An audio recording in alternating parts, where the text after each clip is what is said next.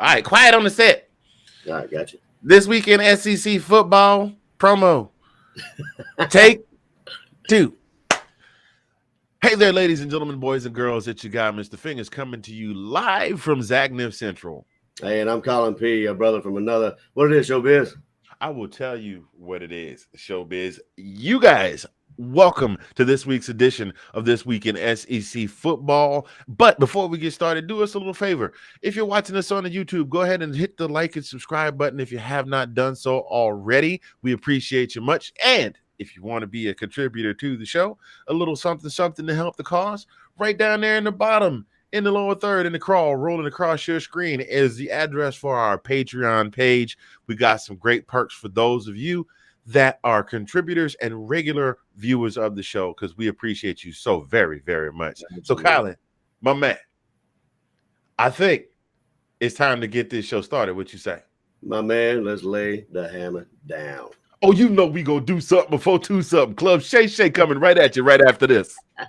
Oh, hello, ladies, gentlemen, boys, girls. What Bama does, what Bama do.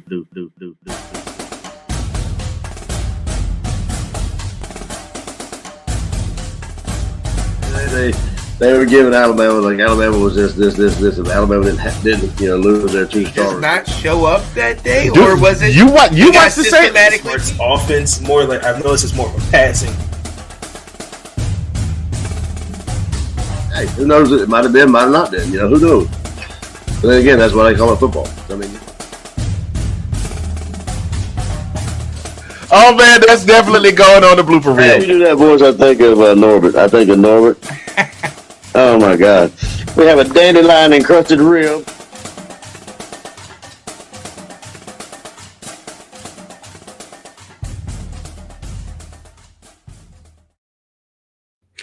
Hello, ladies and gentlemen, boys and girls. How the heck is everybody doing? How are you? How are you? How are you? And how are you? And you, and you, and you, and you. And I'm sorry if I seem a little distracted, but if you can feel it in the air,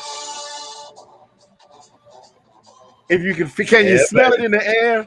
It is that time of year, ladies and gentlemen, boys and girls. Georgia Bulldogs. Well, okay, it's SEC football, but Georgia Bulldogs are coming back to the field. Can you spell it with me, ladies and gentlemen?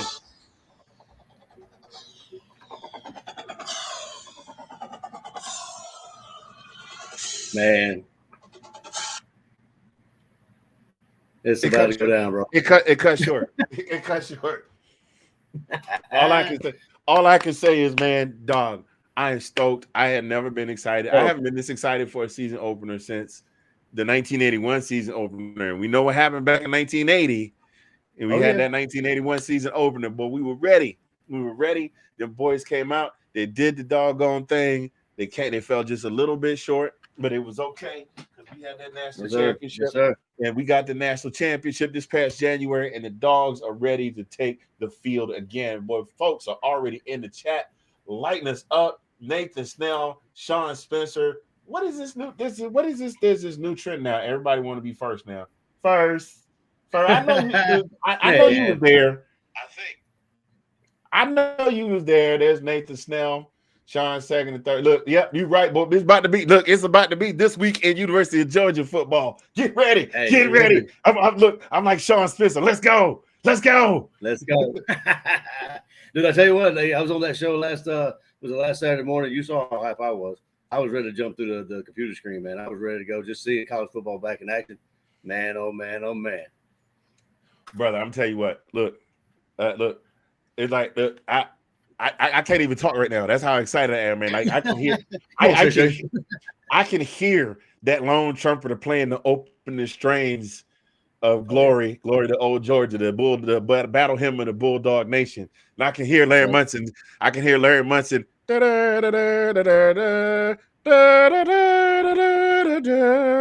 Ooh, exactly. I need to give myself a call drop, and then Larry Munson comes in. Glory, glory to old Georgia. Man, I can't wait.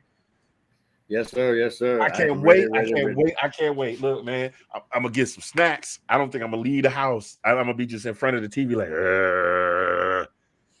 Man, I gotta work at 3. I gotta work at 9 to 5, but I think I'm gonna talk to the old boss man, see if I can get off a little early. Maybe I can work a 7 to 3 shift, get off early for the 3:30 kickoff. But we'll see what I can do.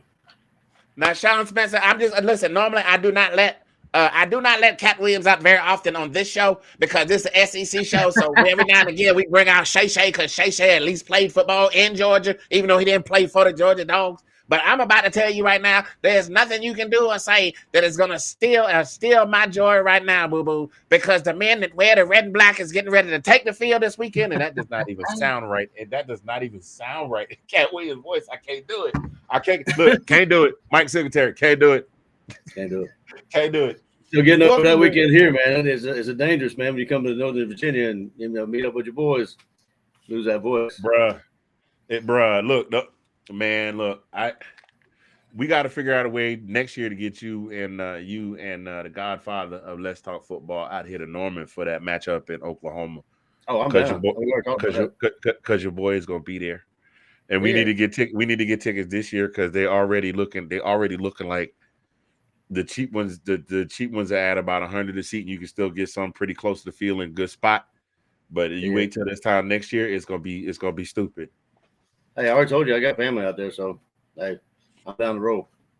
Well, tell your family they need to tell your peoples they need to get 2 tickets for them. We'll get them the money for 3 more tickets, so that way we can all sit together, cut up.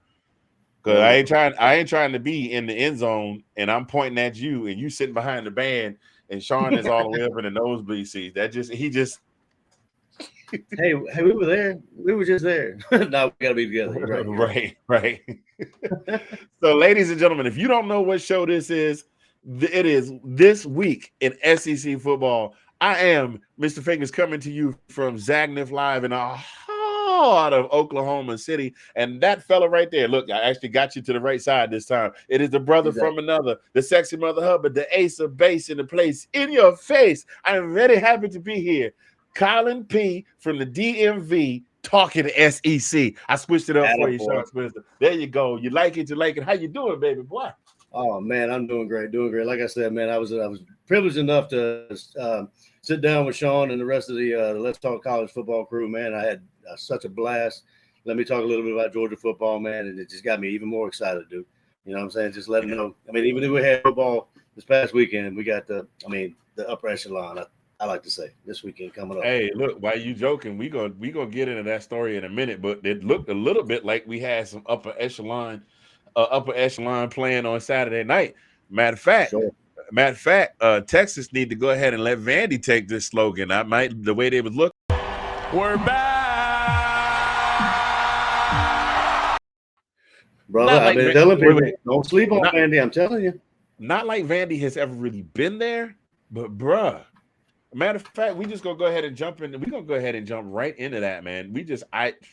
Dude, Vanderbilt. For those of you that have never watched a single college football game and you're just watching this show just because you like us, we appreciate you being there. Number one, like, share, subscribe, whatever platform you're watching. If you're watching this on Twitter, if you're watching us on Twitter, that's the remix. Twitter, if you're watching us on Facebook, if you're watching us on YouTube, hit the like button. If there's a subscribe button, hit the subscribe button. If there's a share button, hit the share button. If you got comments, let us hear them because all of that helps out the algorithm. Let me tell you something, bro. Now, to get back to those of you that are watching, thank you so much for tuning in today. We're very, very happy to be here. I'm serious. Like, this is the most stoked I've been since we did the show after the national championship. And that it seemed like a long time ago, but that was 7 months ago. Can you believe that? We get ready to get back into football. Anyway, Vanderbilt in Tennessee, very, very good school academically. It's where a lot of kids go where they want to expand their brains, go out and change the world and things of that nature. There's probably the best academic record in the SEC school wise. Not so much when it comes to football. They are not necessarily known as the guys you want to call first when you want a football team to come in and beat somebody up. Vanderbilt Vanderbilt is perennially in the cellar when it comes to the SEC.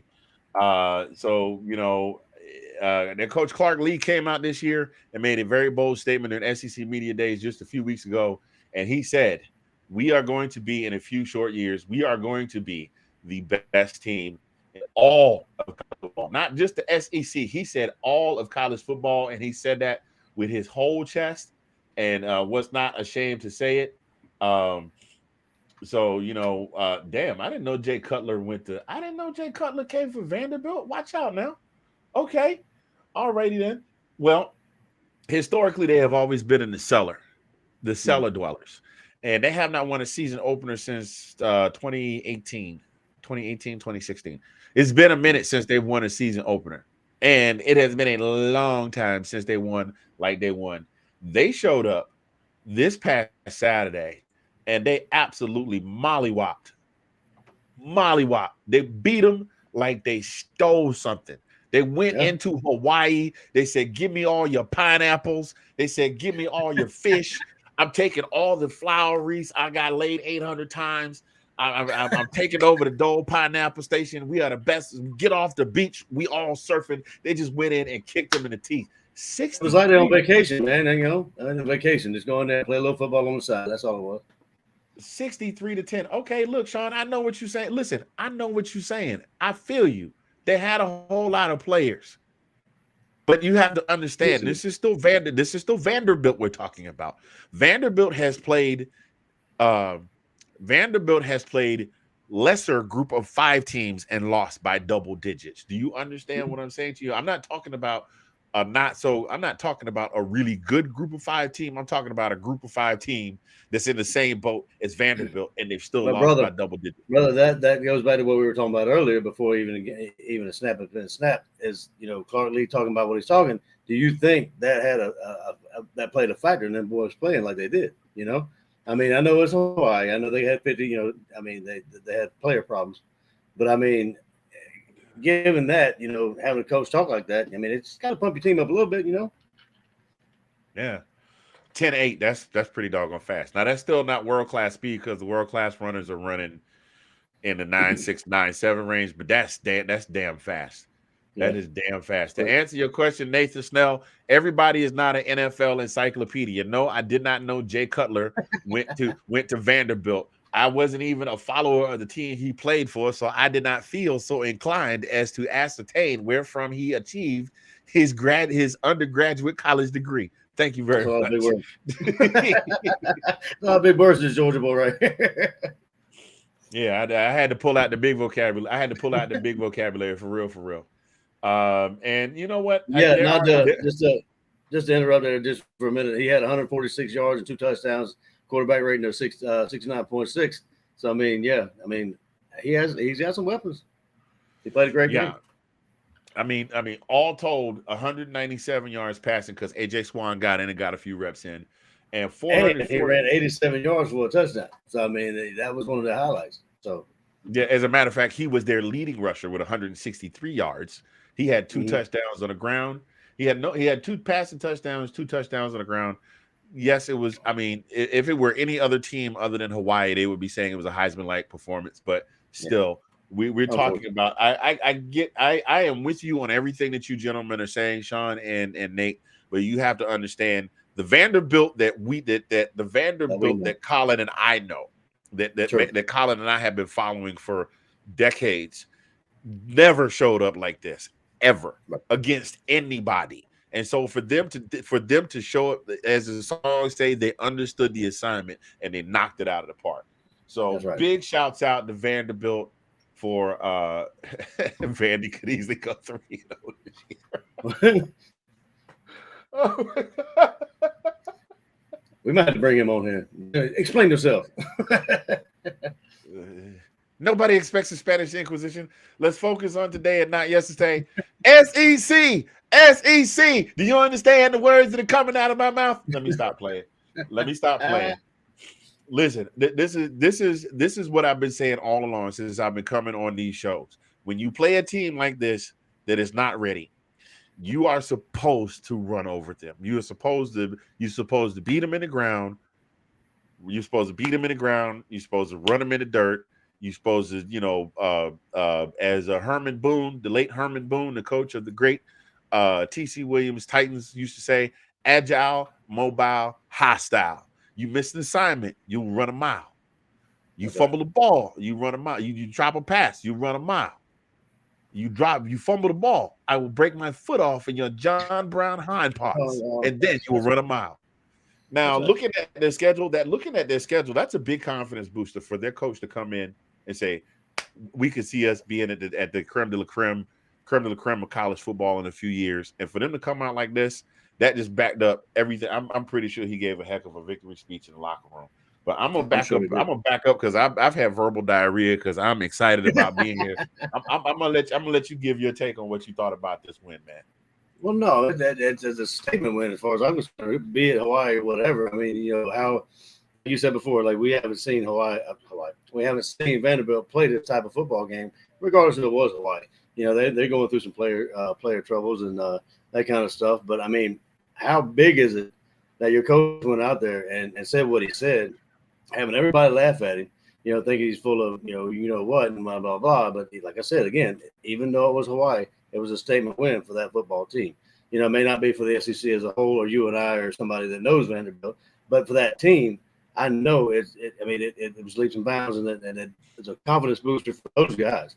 So I mean, until they get mollywopped, until the situation is reversed, I think these guys are going to play hard for them. That's all I'm saying. Yeah, 100%. I mean, seriously, when Clark Lee came out and said what he said, I was just like that. What? And everybody as was like, as everybody, most of America. So right. And seriously, like a lot of people were saying, oh, it might be a tight game, it might be this, it might be that. But Clark Lee got in that locker room and talked to those boys. And Vanderbilt, you know what? I got an idea for a new segment, and I'm not going to start it today. But Vanderbilt gets the Watch This Award of the week because Vanderbilt. Oh, I got two teams for the Watch This Award of the week. I'm gonna get on the next one in a second. But Vanderbilt came out and said, "Okay, we won a couple of games last year. We ain't won 10 whole games in three whole seasons. But why? But hey, people."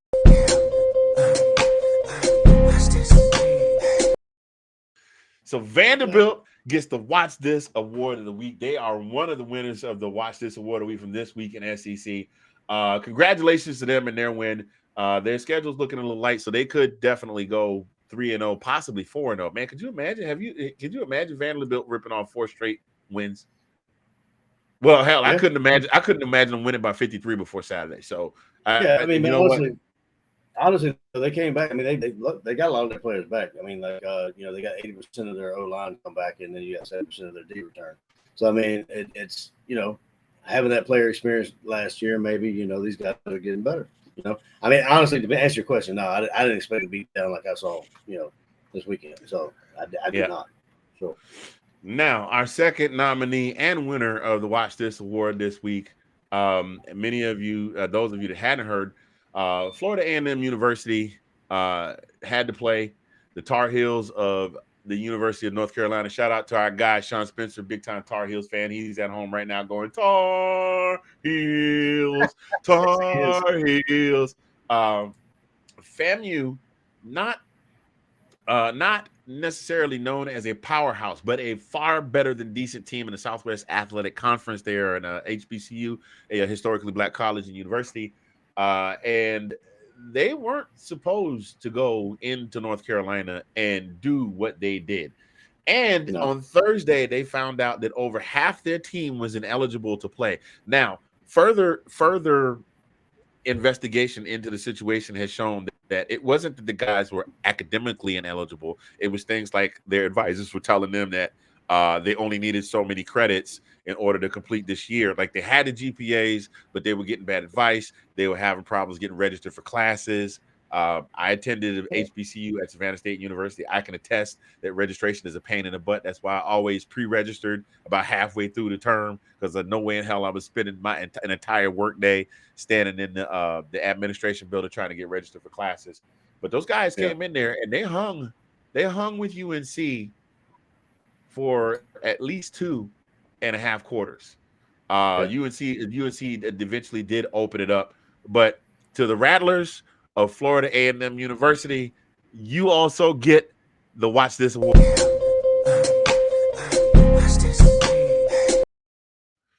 All right, ladies and gentlemen, those of you that just joined us, welcome to This Week in SEC Football. I am Mr. Fingaz. That guy right there is Collin P. from the DMV. We have been talking about FAMU is located in Tallahassee, Florida, Nate.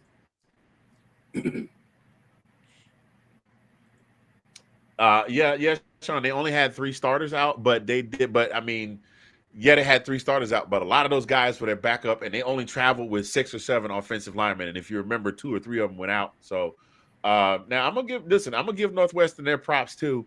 You know what? We'll go ahead and give Northwestern one too. We saw that Scott Frost. Scott Frost is on the hot seat again. He's living on the edge. We talked about him. We already knew he was on the hot seat. Northwestern pulls off the upset in Nebraska in the season opener. How about watch this for Northwestern? All righty then. Now, Frost is behind is on fire. He is on fire. Frost ain't Frosty. Ain't nothing about Frosty about him. He's on fire. Look. I got some old academic, them giant academic bejeweled, bedazzled belt buckles is more frosty than Scott Frost right now. But let's go for an onside kick. We're 11 points ahead. Let's just right. At the end of the day, then he threw the offensive coordinator under the bus. I'm like, yeah, really? of course he did. But yeah, so that even though those aren't SEC games, we definitely wanted those were definitely games of note. There were some other games of note as well. We will get into those a little bit later this week. We're going to come on and give you a shortened segment where we talk about key games that happened this past weekend, key games that a few of the key SEC games that are coming up this week. Not to step on, by the way, our good friends at Let's Talk Football now have a football show called Let's Talk College Football. They will be on Saturdays. Wow, Sundays. Ooh, I'm way behind. They will be on Saturday mornings. They normally come on. Is it 9 a.m. Eastern? 9 or 10 a.m. Eastern? 10 a.m. 10 a.m. Eastern. They got a lot of good insight. We just want to touch on a couple of key SEC games because we want to stay tight on time today. But before we do another further, we want to send a shout out to our number one sponsor this week. It's our guy, Sid Swinton from Let's Talk Football Sunday morning. Let's talk football in the morning on Sundays, and let's talk fantasy football. So here is an ad from Squid Rips Cards.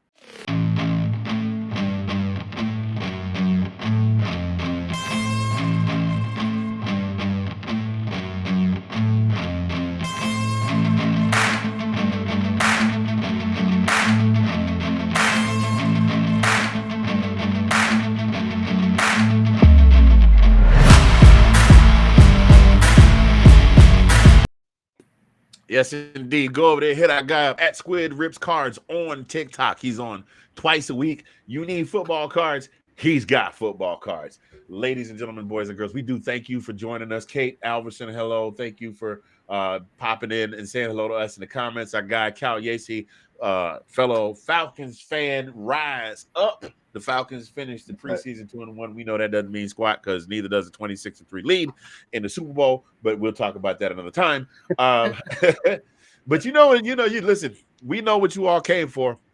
We're going to give it to you.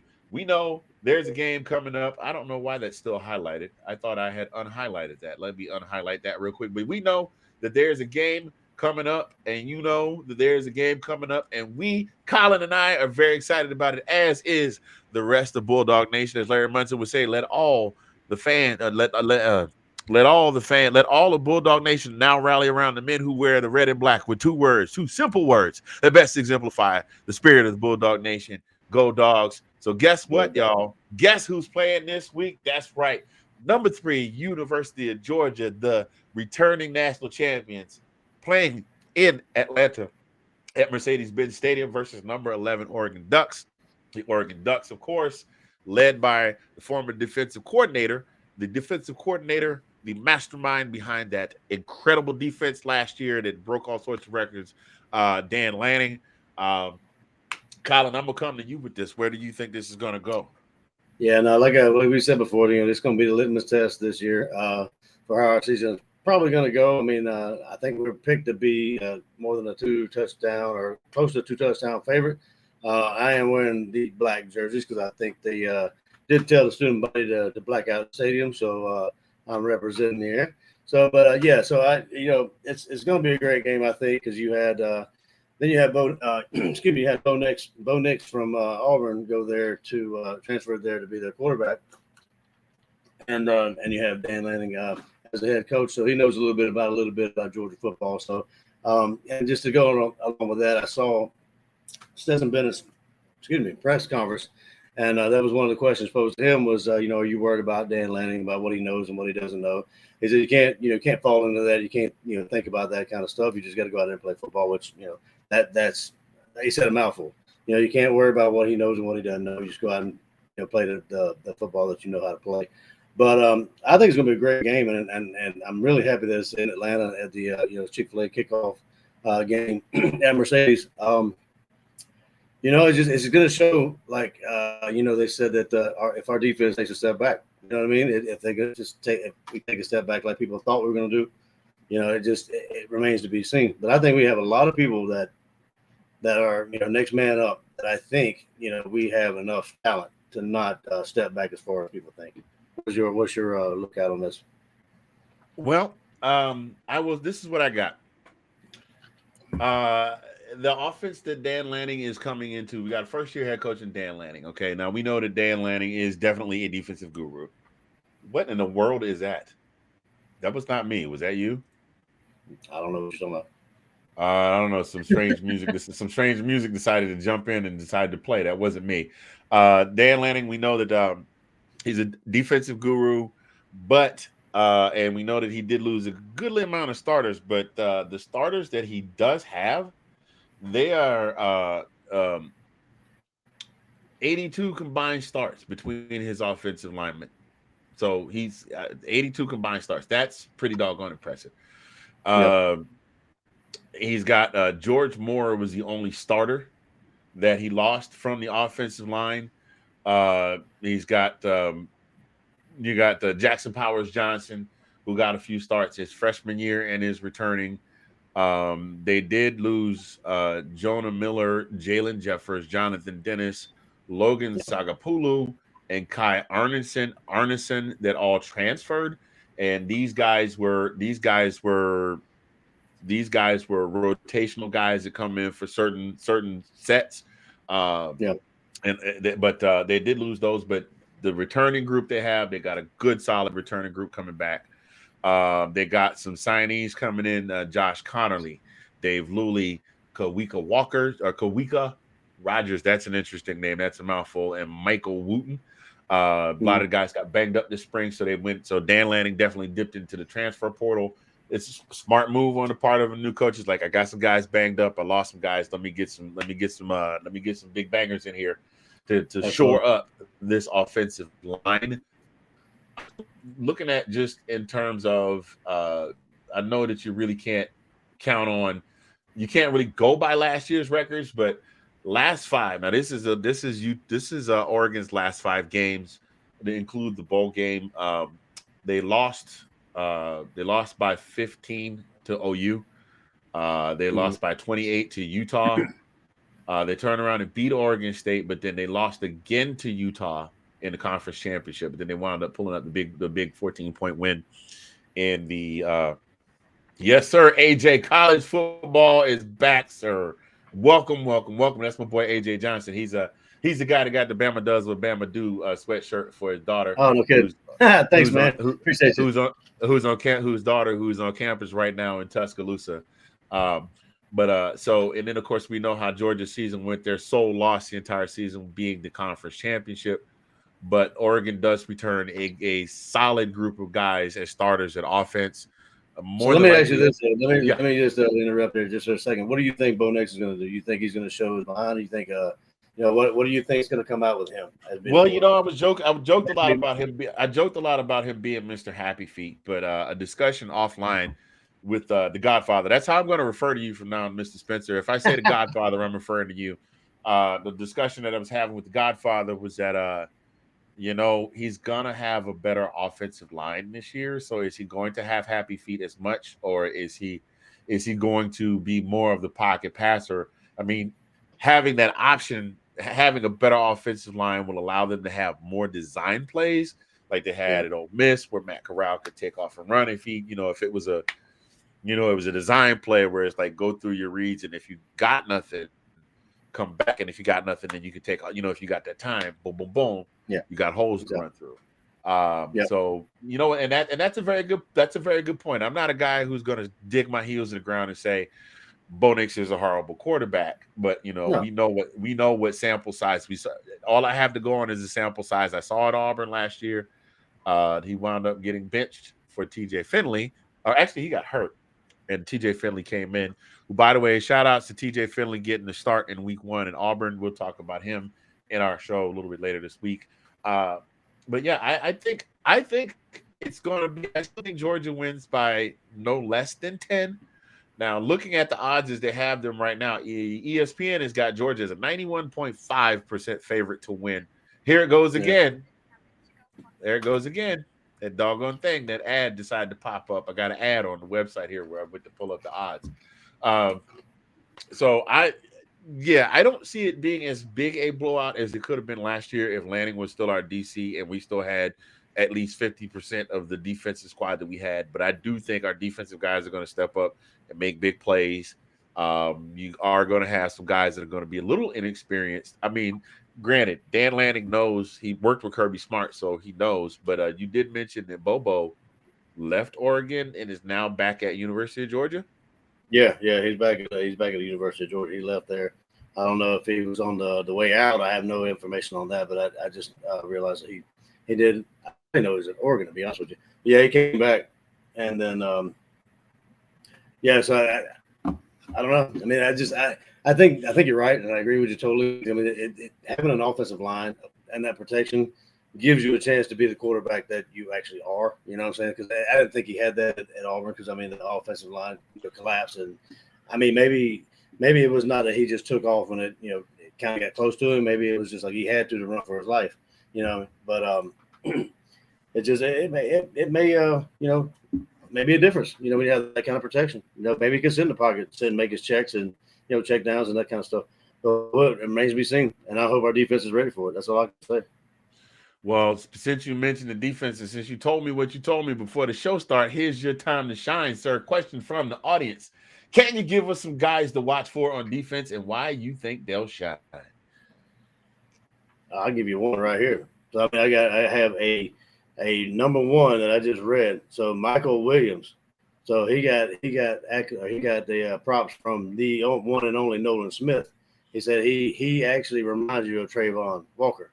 So I mean, if he proved to be as well as good as Trayvon Walker, Michael Williams, that is, man, we're gonna win for a good season. That would be a huge part of our defense that we're lacking. You know what I mean? So if he can fill those shoes, I mean, that's the number one and only defensive guy that I'm actually gonna be looking at.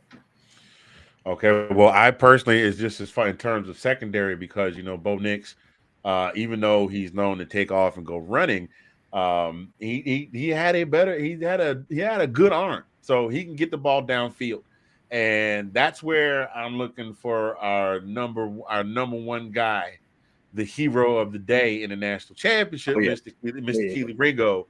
I mean, Yes, Keely sir. was all over the place. He made.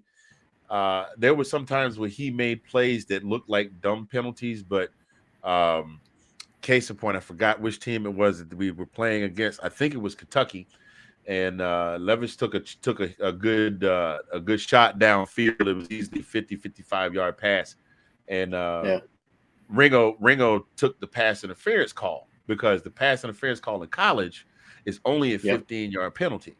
Now Exactly. in the pros, it's spotted right where the foul takes place.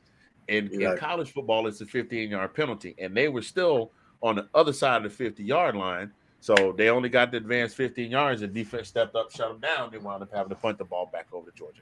So it's all about knowing when and where. It's all about knowing when the when and where. In terms of, I mean, you don't really want to be overly penalized, but if you got to take a penalty, you got to know when to make a smart penalty. Oh, that's the one to take. Yeah, I got to go back to a couple of these comments here. You're absolutely right, Sean. We talked about Auburn. We talked about it really. We talked about it really big on Saturday. The whole mess with the coach, and then everybody wanting to get rid of the coach, from the fans to the homeless guy. There was no offense to homeless people. We're really not making fun of homeless people, but homeless people standing out in front of 7-Eleven holding signs saying "Fire Brian Harsin." The boosters wanted him gone. The fans wanted him gone. and now the athletic director has resigned, and his shield is taken away from him. And yeah, that's not a Yeah. good. That's not a really a good place for a young quarterback to be at this point. To be in the middle of a tumultuous program. So again, Sean, I'm not a guy that's going to dig my heels in and say, nope, I'm 100% right and you're 100% wrong. Because like I said, this Saturday it comes down to pad on pad, and Bo Nix may very well come out and impress the living hell out of us. So Yeah. He's essentially playing for a different team, right? I mean, he's playing for a different team than Auburn. Don't have all that noise coming from the outside in, and you got a good coach in Dan Lanning. So I mean, it all could, I mean, it may all fall in line for him. So no one ever knows. 100%. Nate, I want you to answer this in the comments. I'm not exactly sure what you're referring to because I missed it when you posted it, but just give me another shout in the comments of what that's all about. I have no idea. I think it was a sing "Let It Go" from Frozen or something. Give us a verse or something. I have no idea. Anybody else that we need to look out for? I know we talked about some guys that were pretty deep on the depth chart uh, that need to be acknowledged. Because I got to be 100% honest with you, sir. The Falcons. Oh, hey, look, Nate. Oh, Nate said the Falcons. Let the Falcons go. Oh, okay. You know what, Nate the Snail? I will let 26-3 I will let 26-3 go the minute that the Falcons hoist the Lombardi Trophy, or whenever you join me to eat some wings, whichever one come first. I might even cave and let you get some chicken tenders and just pretend that they're wings. But I'm gonna let it go when the Falcons look. I listen. I love my dogs. I talked a lot of smack about my dogs too behind the scenes. Me and Collin always griping, man, we can't get over the hump. We can't do this. We can't. Of course, we weren't on the show then. I talked about them just like I talked about the Falcons. But this year, they got the job done. And so I'm giving them all the props. When the Falcons get it together, I'll stop talking about them. It's just like you doing this when somebody bring up Lamar Jackson. You understand what I'm saying? You know what I'm saying? I definitely got to talk about that now. On the offensive side, we know what's going on. We on the offensive side, we definitely know. We knew before spring even rolled around, Stetson was the man. Stetson led the team from wire to wire. Stetson led the team from wire to wire. Yeah, he made some mistakes, but I mean, hell, Tom Brady is going down as the GOAT. It will go down in history as the GOAT. And we saw what happened in 2007 when the Giants pressured him. He was sacked. He threw interceptions. Nobody's perfect, but he got us there. He was not completely unflappable, but he was able to always pull it back together, game in and game out. So we know that's our guy. We know Carson Beck right now is number 2. Vandergriff is number 3, and we got Gunner coming in. Gunner should be on campus. The Gunner should be on campus now. So Gunner's probably going to be a garbage time guy if he impresses. If he impresses, then he'll get. Because I remember Stetson Bennett, the year that in 2017, I remember seeing Stetson Bennett getting garbage time reps, and I remember me and you talking about that guy going, "I'm really impressed." You said it to me, said, "I'm really impressed with that Bennett kid." So Bennett, outside of Bennett and Bowers, who are we working with? Well, you got Adonai Mitchell. Adonai Mitchell kind of flew under the radar last year, or AD as it were. The people folks call him AD.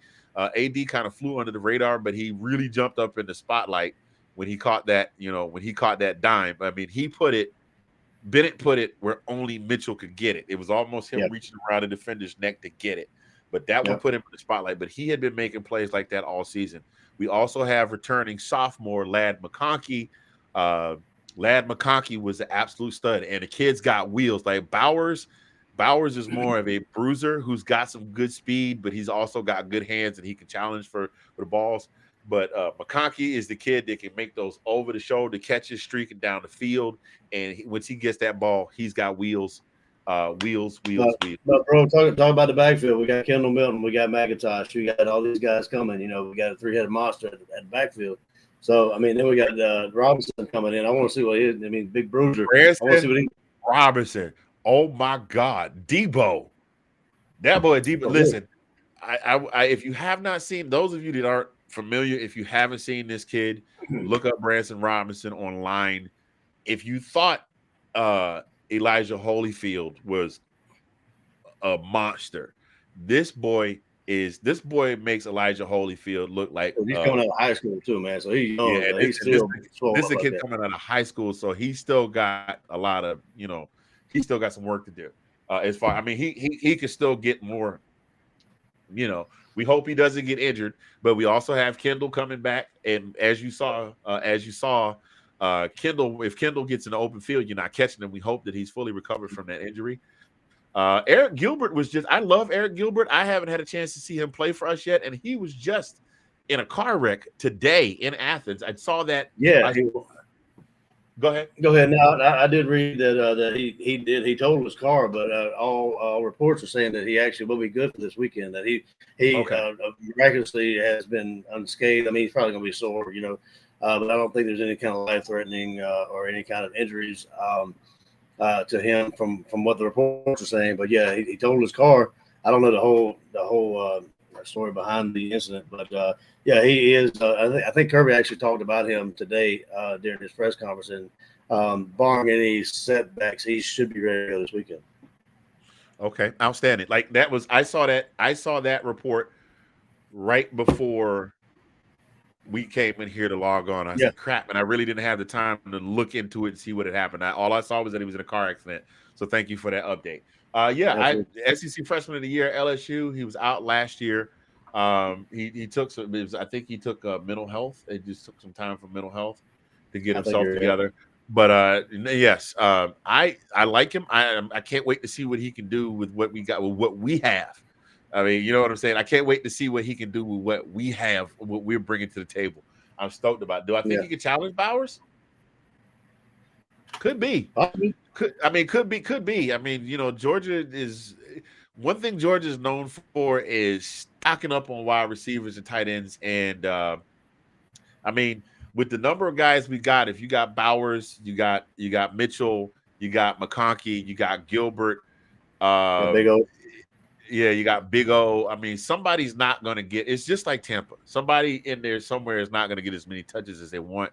But I think they're going to figure out a way to spread the love all the way around because, I mean, you see what happened last year. Everybody got a lot of love. It wasn't just, I mean, Bowers was the stud, but we also know Mitchell. We also know McConkey. So those guys will get their time to shine. I mean, even Pickens, who sat out most of the year until it was time to go to the conference championship.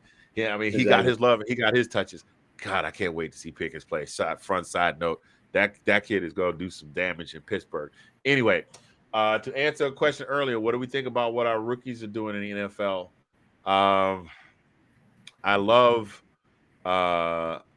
You know what? I'm not even gonna lie to you, Collin. I'm gonna leave this one to you because I'm gonna say big baby number one. If you didn't already know what kind of kid this is, there was a video that was bouncing around on Facebook, YouTube, whatever. That he was basically pushing the other guy, maybe second teamer, I don't know. He was pushing this guy back, and basically the headlines were saying, Jordan Davis is just pushing this kid around. Da, da, da.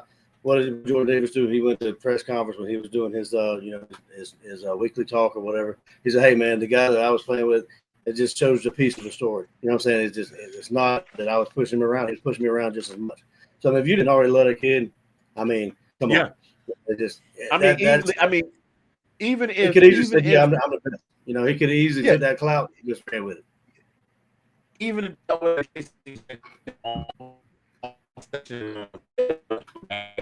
because he don't want for somebody to look and go, okay, that's the guy that I can pick on every single rep.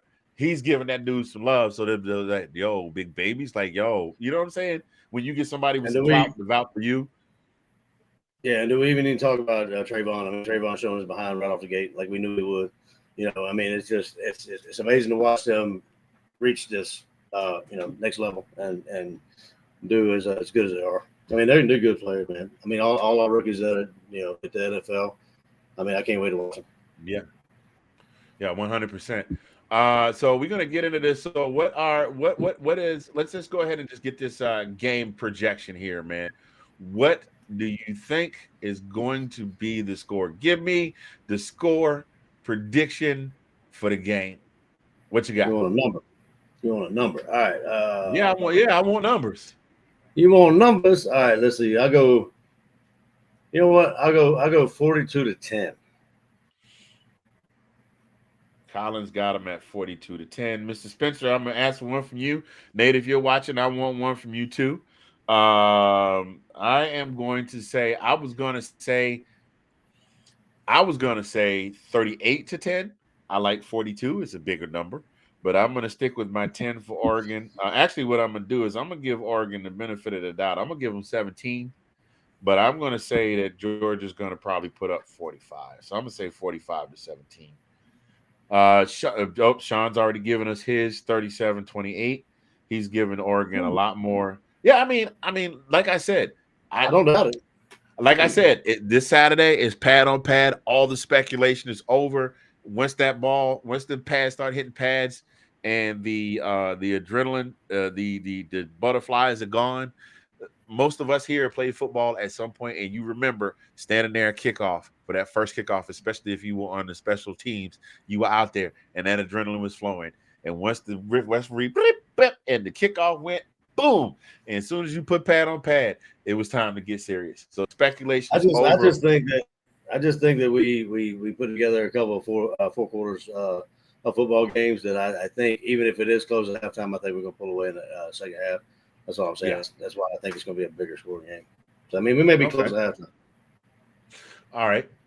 Then I will take that. I'm holding on to all these scores. I might have a little something special for the winner this week. Of course, Collin and Sean or Nate. I might have a little something special for whoever comes close this week out of the Zagnif grab bag. Let's see here. Are we expecting it to be? We'll take this last question and then we're gonna move forward a little bit. Are we expecting the D to be similar to last year? If last year was a 10 out of 10, yeah, I'm going 7.6 because I still think because there were a lot of guys. There are a lot of guys that came up that did not get reps because the defense was so good. That didn't get reps because Kobe was out there. That didn't get reps because Trayvon was out there. That didn't get reps, although Big Baby didn't play every down. That didn't get reps because Big Baby was out there. That they're going to step in and they're going to step in and step up. Again? Yeah, go ahead. Sorry. No, go ahead. I'm done. Well, no, I was going to say that to your point. I mean, you know how our defense is, right? I mean, it takes them a little bit to get kind of warmed up. You know what I'm saying? So I mean, I agree with that totally. So I mean, that'll probably be maybe a 6, 7, out of 10.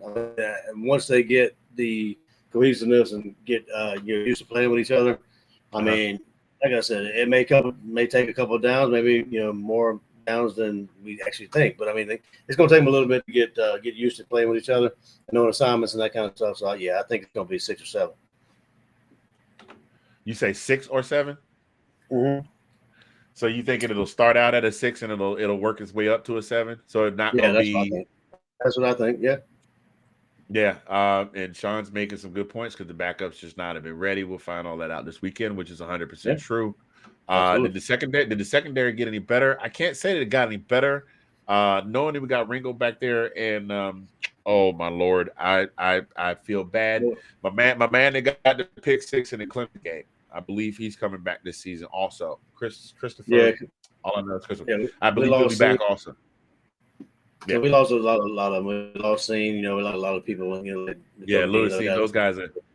Yeah, 100%.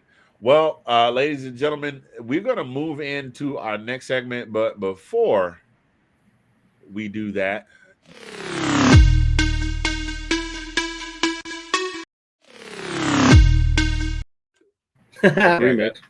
it just wants to keep playing. But before we move forward, like I said, we got a lot of shows in the Let's Talk Football family.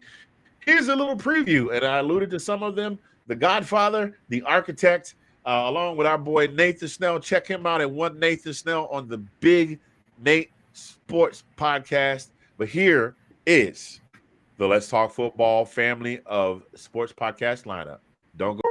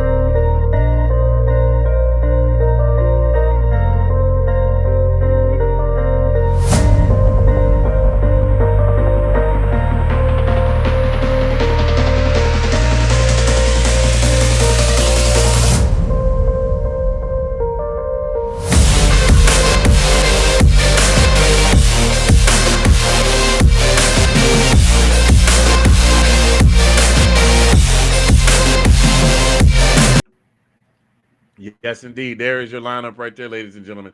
One of the reasons why I like that, I like that interlude is it's just long enough for me to sneak a couple of cookies.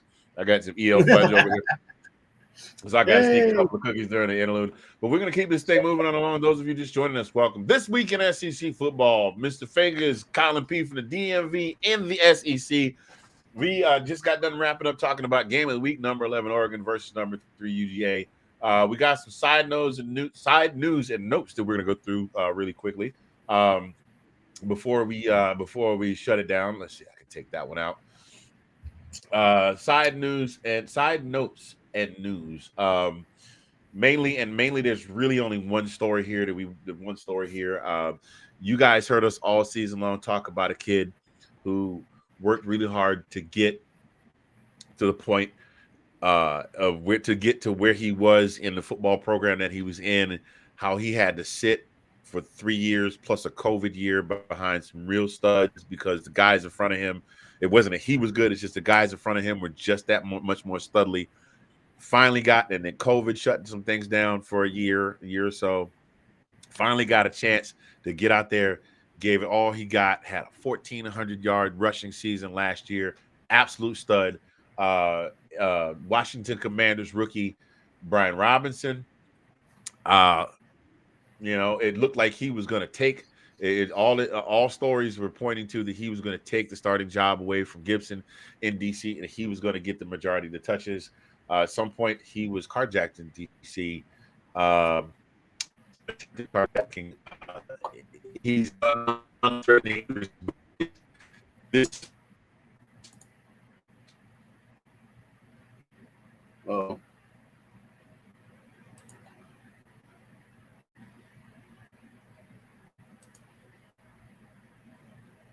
Getting him to the point of potentially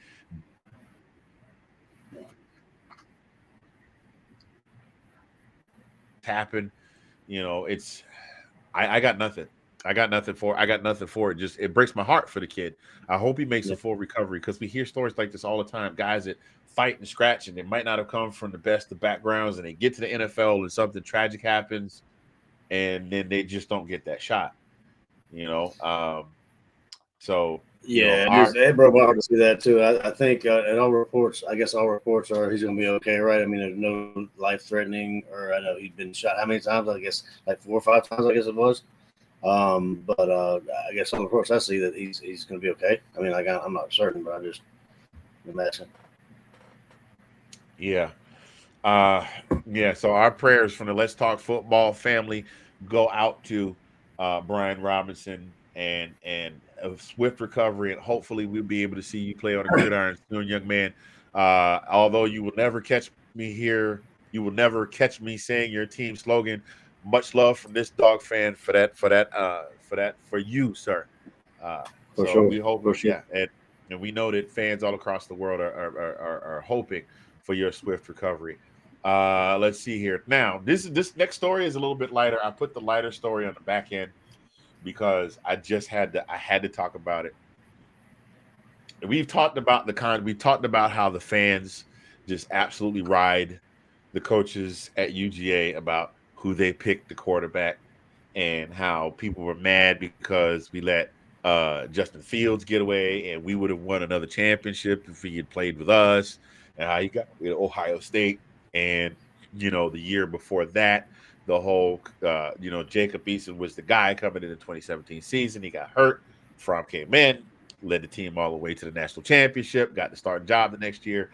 Jacob Eason transferred out. Now, this is only addressing the folks on social media, the keyboard warriors that just are Kirby Smart needs to be fired, this, that, and the other.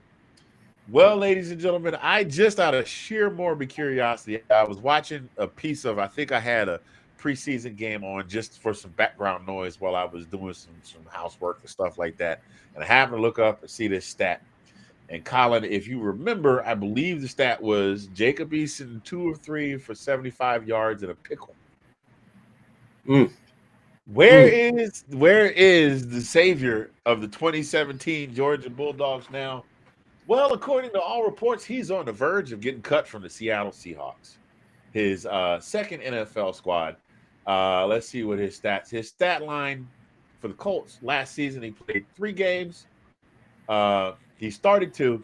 It was 41 of 62 for a total of 389 yards. He was sacked 3 times. His longest pass, 37 yards. Now, This how does that compare? How's that compared to Jake Fromm? Like, how's that? I mean, compared to like Jake Fromm coming to the Giants and that kind of stuff. Now, well, just to be fair, just to be fair, Jake. Now let's be fair. Jake Fromm was a 4th-round draft pick. He got a little bit of starting time. Right now, he's a free agent. He's not even in the league.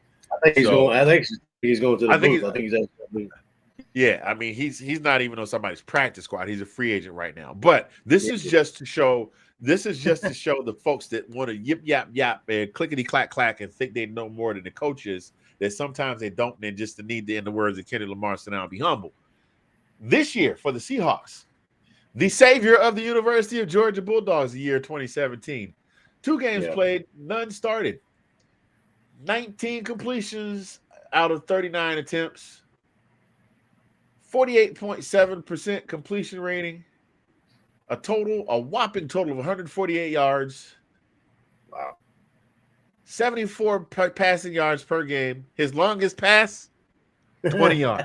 20 yards. Hey, Stetson business. Hey, Stetson can beat that. He can beat that. Sacked once and 1 interception. And as far as I can see, there were no touchdowns in either season. Now, this is not from me. This is not a thing where I'm coming out to dog Jacob Eason. This is just a thing where I am saying, okay, you guys have had your say, you've yipped and yapped, and why has this gotten better than that guy? And now we don't know what the scenario is. If he had played, would he have gotten on a better team? Blah, blah, blah. Who's the best Georgia quarterback in the league outside of Matt Stafford? Oh, that's a good one. What was that question? Hold on. Skill set wise, I'd have to say Quincy Carter, but he threw his career away. And then before that, I tell you, this is what I'm gonna tell you: the best quarterback besides Matt Stafford to come out of the University of Georgia and barely played quarterback his entire career, and he's a Hall of Fame wide receiver for the Pittsburgh Steelers, and his name is Hines Ward. Yeah. But prior to that, you'd have to go all the way back to Fran Tarkenton, to be completely honest. No, and I'm being honest. I'm being 100% honest. Fran Tarkenton is probably the best quarterback outside of Matt Stafford to come out of Georgia and play in the league. Well, you want to throw Bobo in there? You want to throw Bobo in there? Did Bobo really have much of a career though? Did he though? Not really. Watch me do my Thor face. Did he though? Really? Did he really? I mean, now this is again to go back to this. This is not for me to say. This is not me dogging Jacob Eason. And had he played and had an illustrious career at Georgia, would he have done great? Who knows? Just kind of piggybacking on what you said about Georgia quarterback. So we got to throw in there that JT Daniels have been named the starter for West Virginia. So that would be one that I want to look at today, this year and see since he transferred from Georgia. So, I mean, I want to see how he kind of relates to West Virginia and see how he kind of gels with their offensive scheme and, that kind of stuff. Yeah, man. So again, Jacob Eason, listen, we thank you for your service, and we're sorry that things are not working out for you as is right now. But we do hope that you're able to find a home somewhere and be able to be the quarterback that that you had the potential to be. So, having said that, lady, go ahead. Oh, well, let me just catch up. What was crazy to me, like you just said that, right? So, I mean, I was going through all these Georgia groups and everything. Somebody posted a question: who's your favorite quarterback, and who do you think should play the quarterback for this season? Those kinds of questions really, really irritate me. You know what I'm saying? You mean the starter for Georgia. Who's your favorite quarterback, and who would you like to see start for Georgia this year? We have a starter. Why is there a question? Yeah, you're right. But like, to be completely honest, I don't have a favorite. I just know what I saw last year. I watched Stetson Bennett. You and I both watched Stetson Bennett from the time he was playing garbage minutes behind Jake Fromm to now. And obviously, that's not aimed at Georgia football. I mean, it's like any other football team. who's your favorite quarterback? Who do you want to watch play? I want to watch a quarterback that wins football games. Yeah, I don't care who plays. That's it. I don't care who don't. I don't care. I don't care. I don't care if Brucey from the longest yard was playing quarterback as long as he could win us games. I am not even playing. If Brucey could get, you know what I mean? Uncle, you could bring in. Look, I don't care if our three quarterbacks was Brucey, Uncle Rico, and Al Bundy. Actually, Al Bundy, 4 touchdowns, poke high. Come on. I mean, you can't beat that. Yeah, so let's move into our next segment, ladies and gentlemen, boys and girls. We're winding. We come to the end of the show. This is a part of the show where we can be reflective, we can be funny, we can reach out and be, heart-rending and tugging. It's a 2-minute warning, and Collin, I'm gonna let you go first, and then I'll jump in, and then we will say goodbye to the good folks and get up out of here. Yes, sir. I mean, I don't think it needs to be said that everybody that loves college football, including myself and yours, we are so happy that everything has finally started up. And it's just it's going to be a great season. I mean, but excuse me, whether we win or lose, I mean, we got a chance to get that back to back. If we do, great. If we don't, hey, it's okay. It happens, But I'm just happy to see the Georgia Dogs play again, as well as other. I watch other college teams play, and it's just the fact that college football is back. And like I said, the college football, the Let's Talk College Football, and that just reminds me that fall's coming. You got that cool breeze. You got that cool weather. Yes, fall guy. Hey, my guy. It was 81 degrees in Oklahoma City today. Fall is coming and football is coming with it. There it is. There's the air horn. College football is back, baby. Yes, sir. Yes, sir. And I'm here for all of it. I'm not gonna piggyback on you. I'm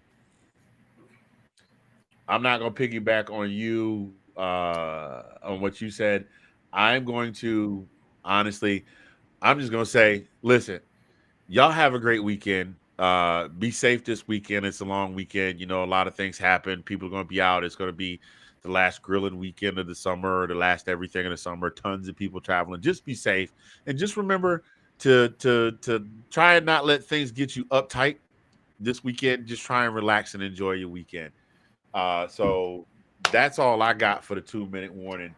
Ladies and gentlemen, we want to thank you very much for tuning in to this week's edition of This Week in SEC Football. Collin and I will be back. We'll probably come back through, say on Wednesday, because we got a couple other key games we want to talk about. We really wanted to talk today about Georgia versus Oregon because that's where we live. Go Dogs, sick 'em, hurt. But we'll be back probably on Wednesday. We'll coordinate so we don't step on any other shows this week. But we'll be back just to talk about some other key games in the SEC and who else is playing. Thank you so much for tuning in. And we will be back next week with episode 22 of This Week in SEC Football. So on behalf of myself and Collin P., the brother from another Collin P. from the DMV in the SEC, we are OUWT out. Go Dogs. And go Dogs.